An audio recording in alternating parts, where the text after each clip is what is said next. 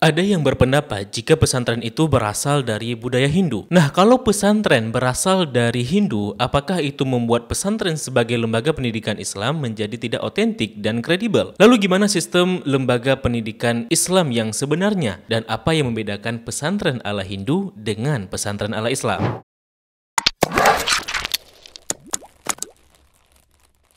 Assalamualaikum warahmatullahi wabarakatuh. Kembali lagi bersama saya Zulfan Afdillah di channel Rabbanian ID. Buat teman-teman yang pernah menjadi santri baik di pesantren klasik maupun terpadu, saya ucapkan selamat Hari Santri Nasional tahun 2021. Saya sendiri juga sempat menjadi santri walaupun hanya sementara ya karena kondisi kesehatan seperti itu ya.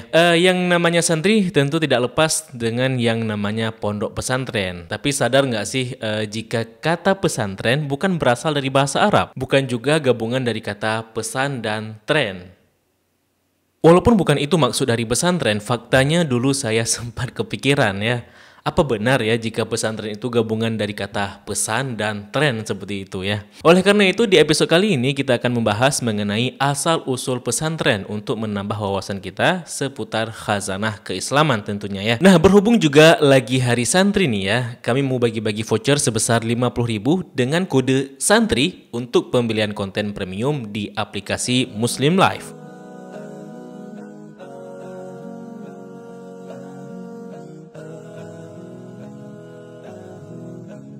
Buat yang belum punya aplikasi, langsung saja download link di bawah video ini karena Muslim Life merupakan aplikasi muslim buatan anak negeri dengan ragam fitur islami.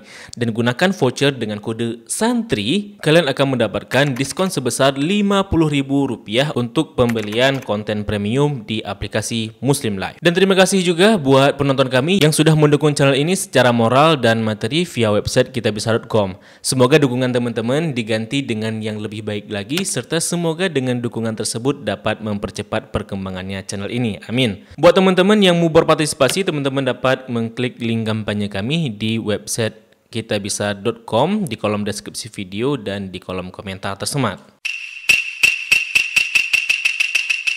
Nah, menurut buku Evolusi Pesantren disebutkan bahwa menurut Zamakhsyari Dhofir, asal kata pesantren itu berasal dari kata pesantrian, yang kemudian lambat laun disebut dengan pesantren. Dalam artian sebagai tempat tinggal para santri. Nah, nama lain pesantren adalah pondok, yang merupakan istilah dari bahasa Arab, yakni funduk, yang berarti penginapan, seperti itu. Nah teman-teman, santri sendiri bukanlah istilah yang diambil dari bahasa Arab, karena dalam bahasa Arab, santri ini disebut dengan tulab atau talib. Adapun kata santri ini merupakan istilah dari bahasa Sanskrit Hindu, yakni sastri.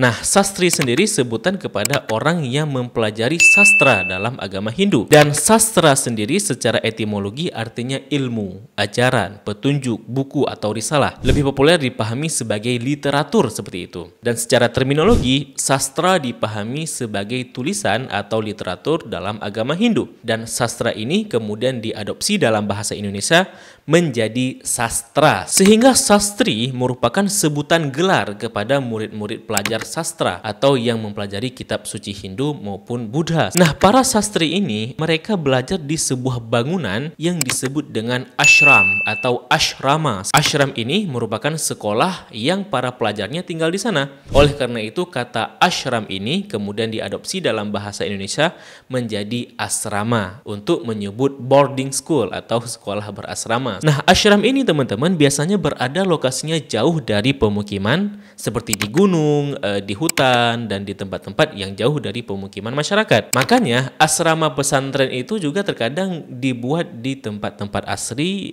jauh dari pemukiman masyarakat. Begitu juga teman-teman, ashram ini sebenarnya sebutan lain dari biara. Dan biara sendiri merupakan tempat tinggal para agamawan atau biksu atau pertapa atau sebutannya biarawan yang mendedikasikan seluruh hidupnya secara sederhana dan tidak menikah. Atau konsep ini disebut dengan monastisisme atau asketisme. Nah, agama-agama yang menganut sistem monastik diantaranya seperti agama Hindu, Buddha, dan Kristen. Nah, monastisisme itu sendiri sebenarnya sudah kita jelaskan di video sebelumnya ya beberapa bulan yang lalu. Namun sederhananya monastik atau monastisisme itu merupakan merupakan konsep ajaran dalam agama di mana yang menjalankannya menjauhi kenikmatan duniawi atau asketik sebutannya dan tinggal bersama di sebuah bangunan berupa kuil atau biara dan mereka tidak kawin atau selibat sebutannya dan seluruh hidupnya mengabdi pada Tuhan. Dalam Kristen, konsep ini dianut oleh Katolik maupun Ortodok yang kita sebut dengan para biarawan dan biarawati. Nah, mereka tinggal di sebuah gedung kuil biara dan tidak kawin hingga meninggal dan seluruh hidupnya hanya didedikasikan untuk ibadah serta meninggalkan kehidupan dan kenikmatan duniawi seperti itu. Nah, dalam biara laki-laki dan perempuan itu dipisah. Gedungnya itu dipisah. Untuk biara yang laki-laki ada bangunannya tersendiri dan untuk cewek juga terpisah seperti itu. Jadi biara ini sekilas mirip seperti pesantren. Adanya asrama untuk laki-laki dan ada asrama untuk perempuan yang terpisah seperti itu. Walaupun pesantren modern sekarang kan perempuan dan laki-laki bisa saja berada di satu komplek. Akan tetapi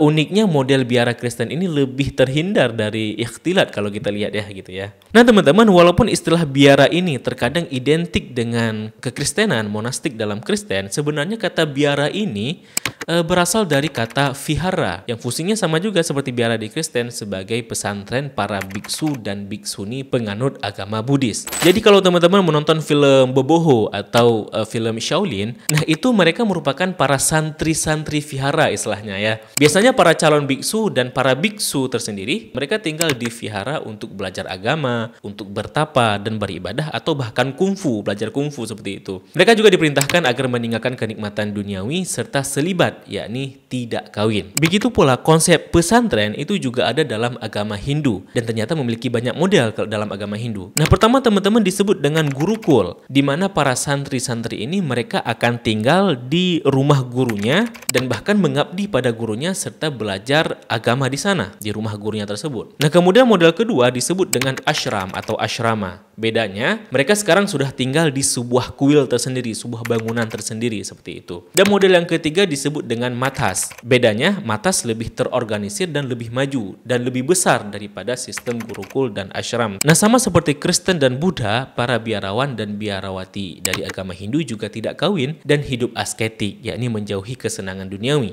Nah, para biarawan laki-laki disebut dengan sadhu atau suami dan biarawati disebut dengan sadwi atau suamini seperti itu. Nah teman-teman, saat agama Hindu dan Buddha itu masuk ke Indonesia, maka ashram dan vihara ini tentu ada di Indonesia sebagai lembaga pendidikan dan wadah monastisisme dalam agama Hindu dan Buddha seperti itu ya. Hingga akhirnya Islam datang dan merubah lembaga pendidikan Hindu atau Buddha itu dengan nuansa Islami. Nah, teori ini dikemukakan oleh Cornelis Christian Berg dan Wali Songo lah merupakan tokoh yang berperan penting dalam membangun padepokan dan menjadikan lembaga ala Hindu tersebut secara lambat laun menjadi pesantren, yakni lembaga pendidikan Islam. Loh, tapi kan pesantren bahasa Arabnya kan ma'had ya. Artinya pesantren kalau begitu juga sudah dikenal sama orang-orang Arab sebelumnya seperti itu. Iya, ma'had itu dalam bahasa Arab artinya lembaga pendidikan atau institut, bukan pesantren ya. Namun saat digunakan di Indonesia, ma'had dipahami sebagai pesantren. Walaupun pada dasarnya ma'had itu bukan pesantren atau asrama, melainkan institut atau lembaga pendidikan. Nah, dulu Imam Syafi'i sendiri ketika belajar dengan Imam Malik itu tidak tinggal di sebuah asrama. Dan pengajian para ulama ketika itu biasanya dilakukan di sudut-sudut masjid yang disebut dengan halaqah. Dan proses belajarnya disebut dengan daras,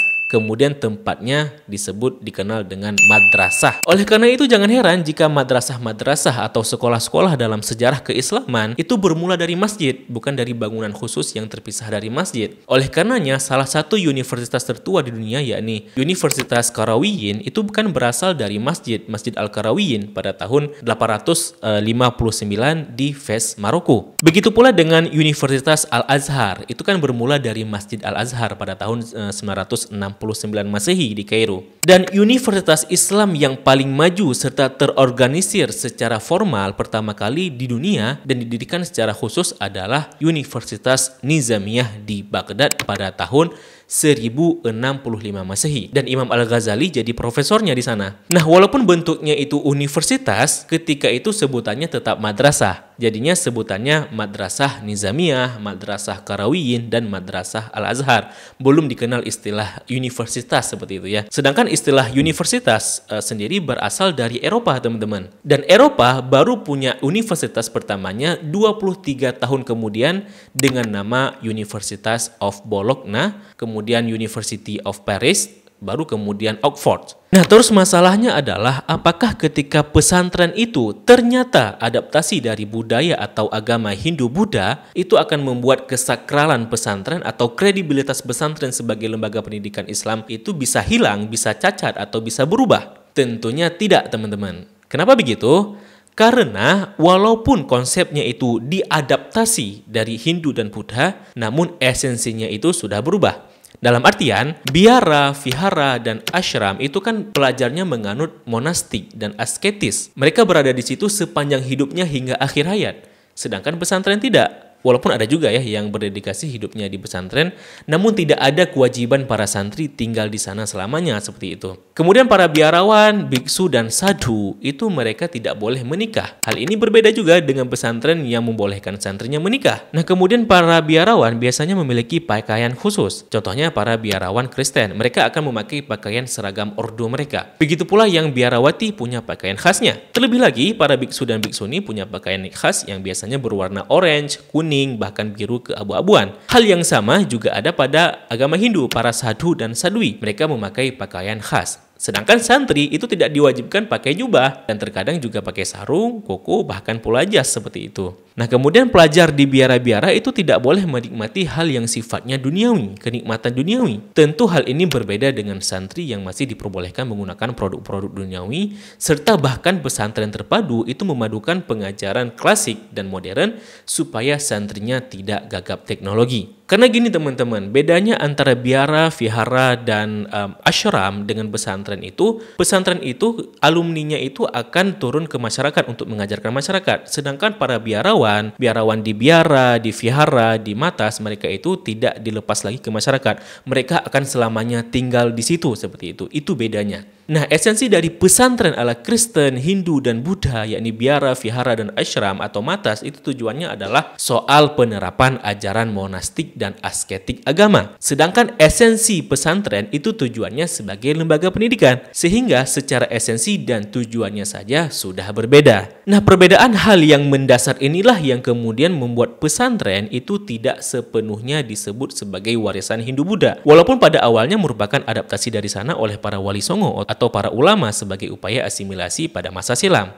Oleh karena itu ada juga nanti teman-teman muncul teori yang menyatakan bahwa pesantren itu sebenarnya memang lembaga keislaman yang otentik, yang bukan diadaptasi dari Hindu-Buddha seperti itu. Nah, teori ini disampaikan oleh Ki Haji Maimun dalam bukunya Sejarah Pesantren Lirboyo, di mana pesantren awal mulanya dari kaum Sufah yang ada di Masjid Nabawi, di mana mereka dibuatkan tempat penginapan khusus untuk belajar dengan Nabi ketika itu. Nah, pendapat lain dari buku Atlas Wali Songo, di mana disebutkan pesantren awal mula didirikan oleh Syekh Kuro di wilayah Karawang tahun 1418, bukan diadaptasi dari Hindu. Nah, pendapat ketiga dari buku Api Sejarah, di mana Mansur Surya Negara tidak sepakat pesantren itu dari Hindu karena Hindu di Bali sendiri tidak dijumpai model pendidikan yang seperti pesantren tersebut ya. Nah, terlepas dari beragam teori tentang asal-usul pesantren yang sifatnya kontroversi, alasan kita mengangkat teori pesantren dari Hindu adalah supaya ya, jikalaupun memang pesantren itu adaptasi dari Hindu-Buddha, maka hal tersebut tidak menciderai kesakralan dan kredibilitas pesantren sebagai lembaga pendidikan Islam secara umum. Karena seperti yang sudah kita jelaskan bahwa pesantren dengan biara itu secara esensi berbeda, sehingga membuat pesantren dan biara dalam agama lain secara mendasar tidak sama dengan pesantren. Dengan demikian dalam konteks ini, pesantren berbeda dengan biara, berbeda dengan vihara, dan berbeda dengan ashram. Dan walaupun begitu kan model sekolah modern sekarang kan juga dari non-muslim. Walaupun pada awalnya ya Ki Haji Ahmad Dahlan ketika pertama kali mengadaptasi sistem pendidikan Eropa di Indonesia, dan ketika itu dicap sesat oleh masyarakat. Namun lambat laun kan kita juga memahami hal itu tidak mencederai agama, tidak mencederai Islam secara esensi, makanya hal tersebut tidak terlarang seperti itu ya. Bahkan teman-teman model lembaga riset riset itu kan awalnya berasal dari Baitul Hikmah yang ada pada masa Abbasiyah di Baghdad. Dan sekarang model konsep riset tersebut kan digunakan oleh muslim maupun non-muslim di seluruh dunia seperti itu. Oleh karenanya, terlepas di antara beragam teori asal-usul pesantren, yang penting adalah gimana para lulusan pesantren itu bisa bermanfaat bagi umat dan negara, kan gitu. Bahkan walaupun kita belajar di sekolah-sekolah non-muslim sekalipun, yang paling penting kan apakah setelah kita belajar itu membuat kita semakin berguna atau tidak, kan gitu. Sehingga kita sebagai santri itu tidak boleh meng-underestimate orang-orang yang tidak mondok. Juga begitu, kita yang sekolah di sekolah elit, sekolah modern itu tidak bisa meng-underestimate para santri dengan pandangan kolot dan tertinggal. Karena kualitas kita bukan saja karena soal di mana kita belajar, tapi bagaimana kita bisa mengamalkan ilmunya secara bijak dan arif. Karena adab itu lebih tinggi dari ilmu. Oke teman-teman, mungkin ini saja untuk episode kali ini. Bagaimana pendapat teman-teman? Tulis di kolom komentar. Kalau video ini memberikan sedikit banyak manfaat, mari dukung channel ini dengan klik tombol subscribe dan juga tombol loncengnya. Serta kalau misalkan channel ini layak didukung secara material, teman-teman dapat klik link kitabisa.com di kolom deskripsi video maupun di kolom komentar tersemat. Dan terima kasih telah menyaksikan. Mohon maaf apabila ada kesilapan dan kesalahan. Sampai jumpa di episode berikutnya. Saya Zulfan Afdillah, mohon undur diri. Billahi taufiq wal hidayah. Wassalamualaikum warahmatullahi wabarakatuh.